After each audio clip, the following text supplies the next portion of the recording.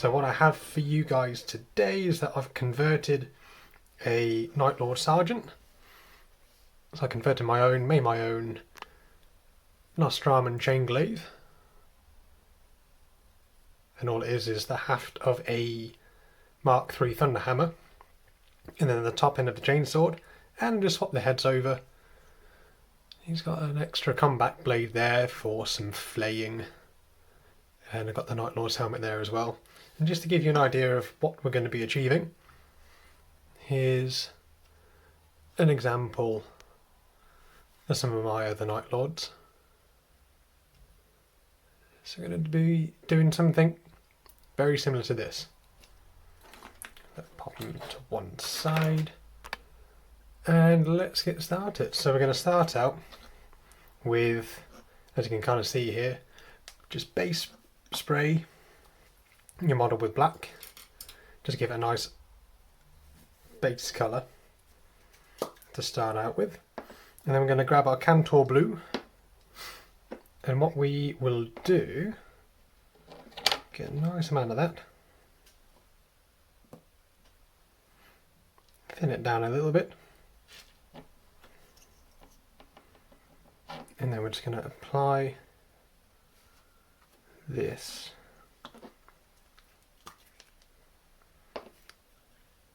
and mix it with a little bit of Chaos Blacks. Almost forgot that. Just to darken it down. And we're going to work on the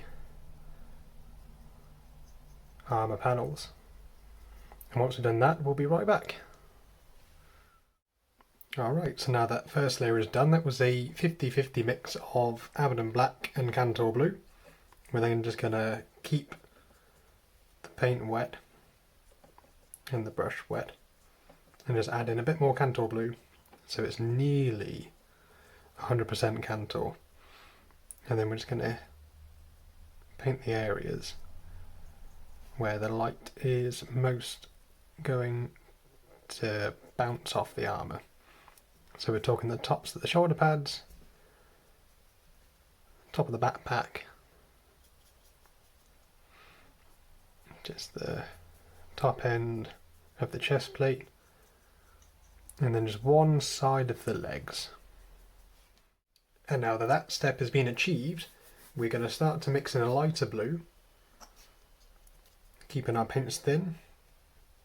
It's going to add just a dab of Thousand Suns blue, water it down, and we will do exactly the same thing. So we're kind of building up this gradient of dark blue to a, still again a darker blue, but not as dark as the first one. And we're just gonna focus on an even smaller area than previously, and this will help to build the colours up to where we want them to be.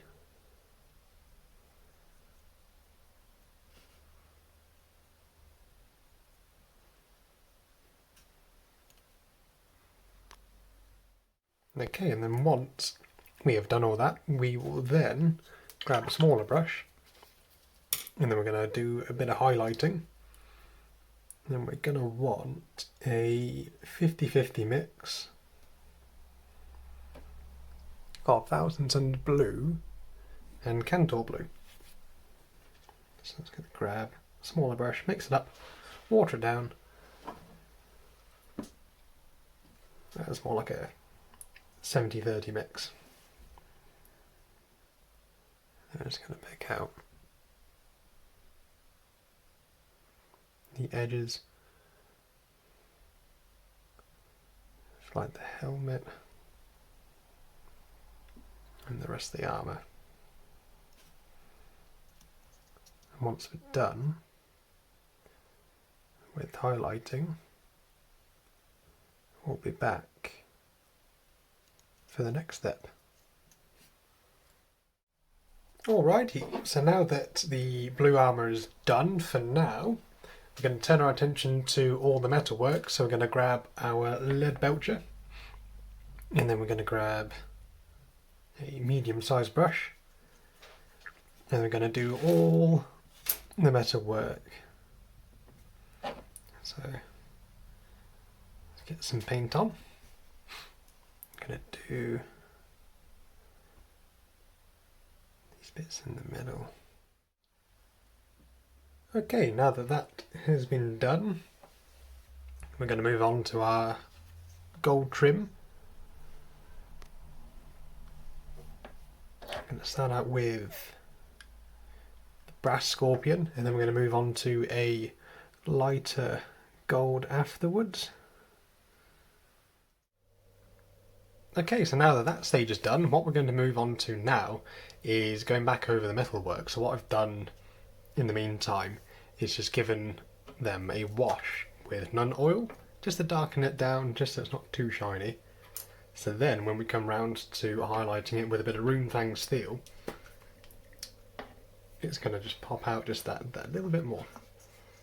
So going to take a small, fairly small brush and apply.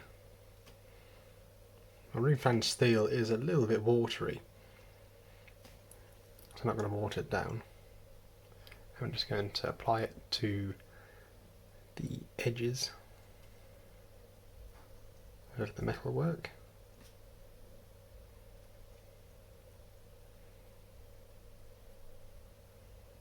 On the backpack, just round these exhausts, just make it stand out a little bit more. Then we'll go over the weapon and its combat knife, and then I might add a bit of Grey Knight's steel, just to give it a little something different, because it's a bluish silver, that one. I'm going to go do that now. Give that a wash. Grab my Grey Knight steel. And then what I'm going to do with this combat knife is I'm going to do the blade underneath. So you see there's like two edges, two faces. I'm just going to, excuse my throat,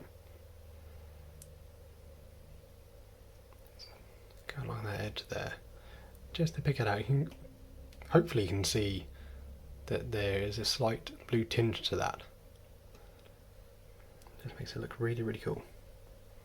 Then we're going to come up this middle, along the top, and then do the same on the other side.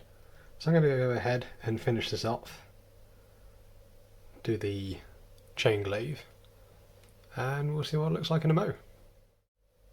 Awesome, now that is done. What I did just off camera is that I went over the gold trim with just a little bit of the Runefang steel, just where the light's going to hit it from the top, and that just gives it just a nice sort of more shiny effect, and went over some of the rivets with the same colour as well. So now we've got the metalwork out of the way for now. We're going to move on to his skull bone face and the scroll along the front piece, and I don't know if you can kind of see that there. It's got a few ornaments there, some kind of bones. So we're going to start out with some Talon sand. Grab a bit of that, water it down, and then we're going to start with that very grim face, and there's teeth. I really love the Night Lords in 30k and 40k, but in 30k just Sevatar is hands down my favourite character. He's an absolute legend, and Aram Dembski has really brought the Night Lords to life. And if you haven't read any of the Night Lord anthology books, please do go and check them out. They are well worth a read. Or listen to, you can get them on audiobooks. So you can listen to them whilst you're painting your Night Lords after watching this video. Haha. So I'm going to carry on with this, and then we're going to move on to the next colour in our arsenal, which is what's called bleached bone, but I can't remember the name of it now. Probably something really bizarre. So I'm going to cut to that, and we'll be back in a mo. Okay, now we'll add in some of that bleach bone, but we're going to do a 50-50 mix of that with the Talon sand. It's going to water down, and I've watered down too much. Let's add a bit more paint. There we go.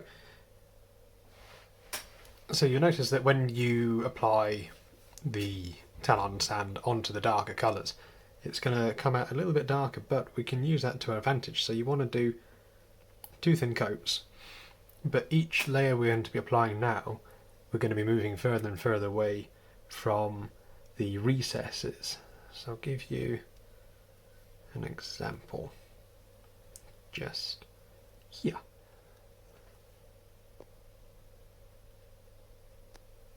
Zoom in.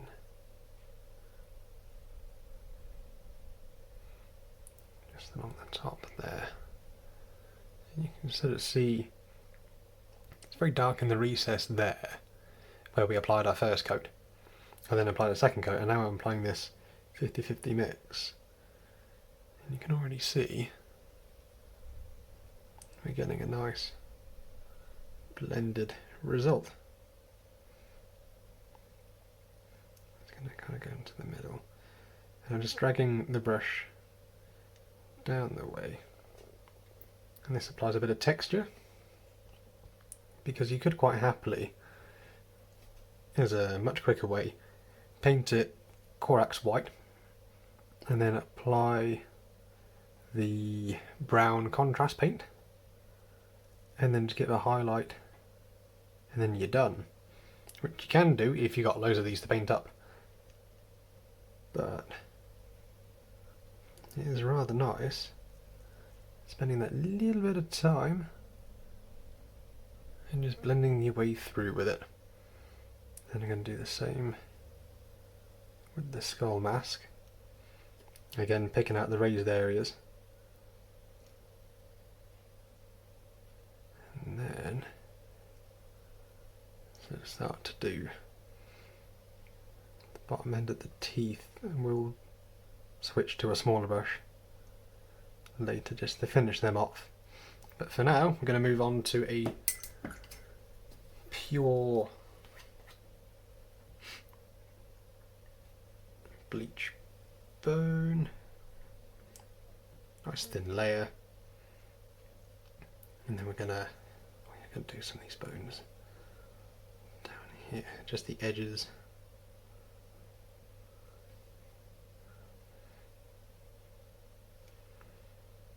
And then the parchment.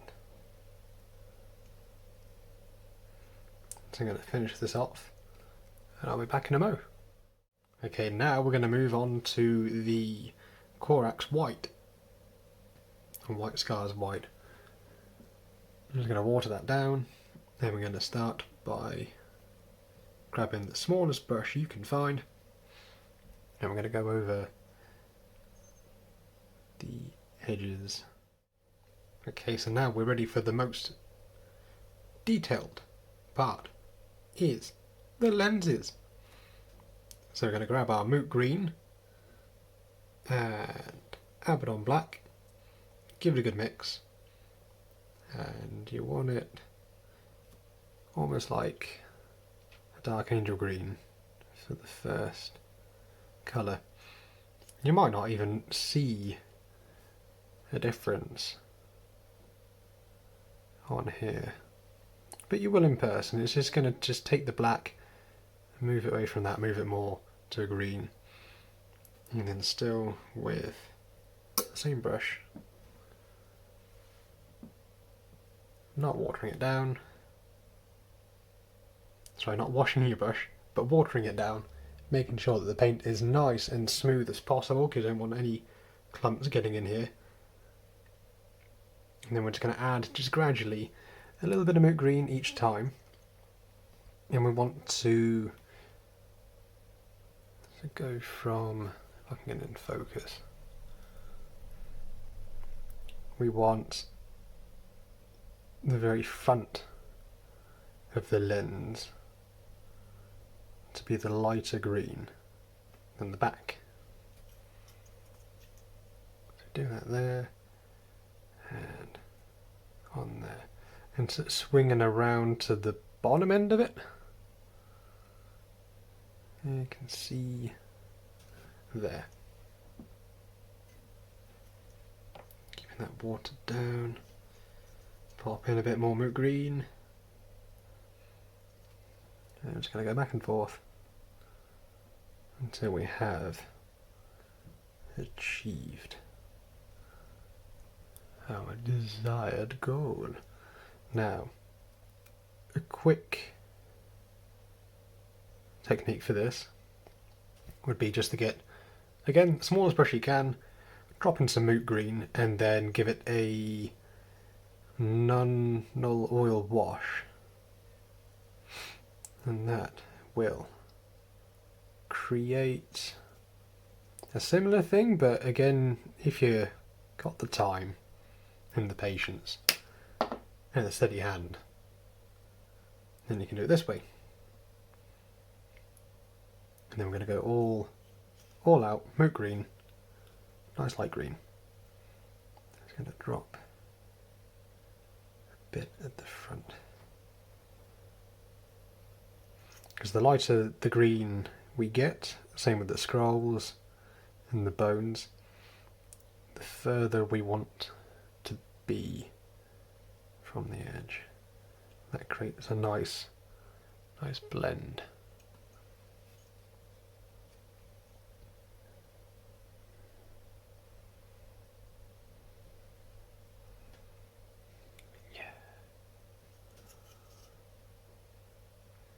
And if you do mess up on this bit, you can tidy it up afterwards. So now I'm going to grab my white scar, grab a bit of that, and we're not going to do straight white, but we're going to mix in just a little bit of moot green into it, so it's a really light green. And I'm just going to drop a tiny dot at the back, just like that. And then again on the other side. And then a little bit at the front. And same on this side. Just like that. Wicked. So now that the lenses are done, you can leave it there. It's perfectly fine, but what we're going to do is that we're going to move on, we're going to take it to the next step, and we're going to do some lightning effects. Okay, so now the final part is the lightning effects. So what we're going to do first of all is that we are going to grab our Thousand Suns blue, and we want to water this down quite a lot because we want it to flow really nicely. We don't want it to dry halfway through. And then we want to grab also some Fenrisian grey and do a 50-50 mix. It's a really nice light blue. I want to grab a small brush, and then we're going to start. Let's pick his arm. I'm going to do, just without thinking too much, a fairly thick-ish blue line coming down, just like that. Might have another one shooting off over there. And we're just going to pick out little places where we want our lightning to come out. Maybe just one across the helmet here, like that. And then let's have one down the side of the leg. We want a fairly straight, relatively thick lines for this, because this is going to be like the background glow of the lightning. I've seen some people use purple. It looks alright, but I prefer just being in keeping with the blue. Personal choice though. One there, one there. Let's have a little one coming down the edge. And it may look rough, it may look really naff, but a few more layers will get this looking really nice. And now the first layer is done, we're going to go straight to Fenrisian Grey. Get that on there. Again, water it down a lot, because you want to have a nice flow to your paint. And then we're going to try and grab a thinner brush if you have one. I'm going to try and go in between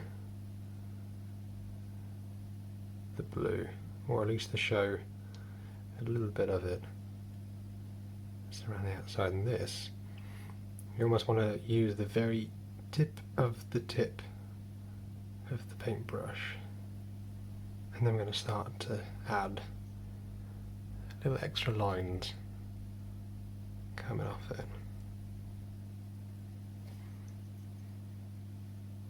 Same over here. Little shoots coming off it. Zoom in a little bit for you. Keep it nice and fluid. Watered down. Just one sharp little strokes. Just like that. Why not? Let's have a little random one coming off there. I'm going to do this all over.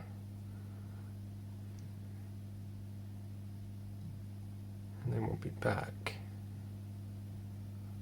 after this is done for the final layer of Corax White. And now the final layer is going to be a little bit, tiny bit of white scar. And what we're going to look at is the main sort of run of the lightning bolt, and just keeping it to where the strike kind of branches off, where it's at its most intense. You can kind of see there, a little bit there. Then we want to keep this really watered. If it starts to dry up, starts to become claggy, just dip your paintbrush in a little bit of water. Make sure it's nice and smooth. Oh, sorry, out of focus there.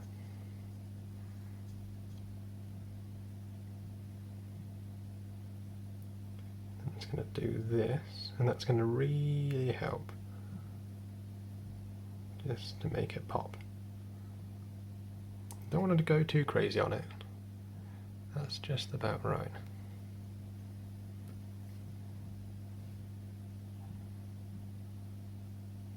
So I'm going to finish this off, and then I'll be back with the finished result. And here we have him, the Night Lords, the glorious 8th. And that is how I paint Night Lords for Horus Heresy Warhammer 30,000. I do believe that you can use these as well in the current Warhammer 40k setting as well. All I need to do on this model is just to do the basing. I do have a video tutorial on how I do basing. I will put a link for that in the description down below. After I did the lightning effects, I did go over with some blood for the blood god, just to add in a bit of gore, because you need that with the Night Lords. You need a bit of gore just to show off their brutal nature. So I hope that this video has been insightful. If you have learned something new, or if you do indeed like this video, then please give me a like down below. If you want to comment telling me how you did it, what worked, what didn't work, then please post a comment down below as well. That would be much appreciated. And if you're new to this video, then why not subscribe? I do have a couple of videos at the minute, and as I go on, I will be sort of covering more different models from different settings. I'll be looking at doing some Star Wars Legion soon as well, so I'm really looking forward to that. And that is everything. So, ladies and gentlemen, stay safe, stay spooky, and we'll see you for the next one. Happy Halloween.